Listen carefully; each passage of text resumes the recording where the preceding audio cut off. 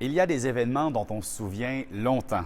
C'est le cas du tremblement de terre de novembre 1988. Voici quelques faits saillants de notre histoire récente avec Jennifer Boudreau.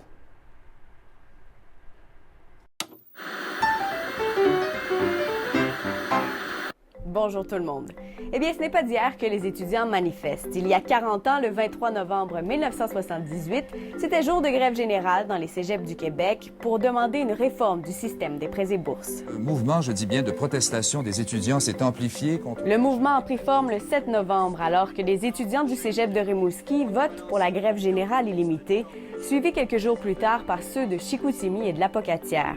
Le 23 novembre, le mouvement compte déjà une trentaine d'établissements. On veut qu'ils nous donnent de l'argent, on a besoin d'argent pour étudier. C'est ça que les étudiants sont venus dire aujourd'hui. Ce jour-là, une manifestation devant les bureaux du ministère de l'Éducation à Montréal se transforme en occupation improvisée. Et dans la foulée, l'Université du Québec à Montréal emboîte le pas au cégep.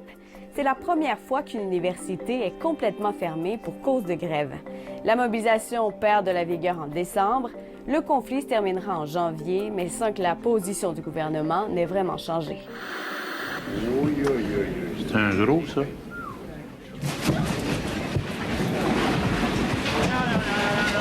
Maintenant, peut-être vous souvenez-vous de ces images qui ont été captées à Rivière-du-Loup lors du sommet économique du Bas-Saint-Laurent. Restez assis. Restez assis, là, s'il y a de l'évacuation, on va faire ça tranquillement. C'était le 25 novembre 1988, le jour où un tremblement de terre de magnitude 6,2 sur l'échelle de Richter prive 350 000 personnes d'électricité et cause des dégâts importants, notamment dans les régions de Québec et du Saguenay. Certains secteurs du Bas-Saint-Laurent ont également été touchés. C'était le cas à l'école polyvalente de Squatec, où d'importants dégâts ont été constatés. En terminant, retournons en 1954. Le 26 novembre, dans la région de Gaspé, c'est le jour où Wilbert Coffin porte sa cause en cour d'appel.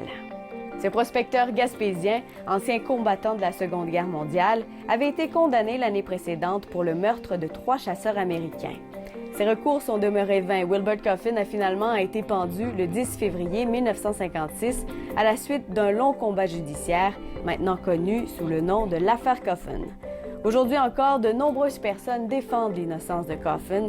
Cette affaire a aussi contribué à faire avancer l'idée de l'abolition de la peine de mort au pays.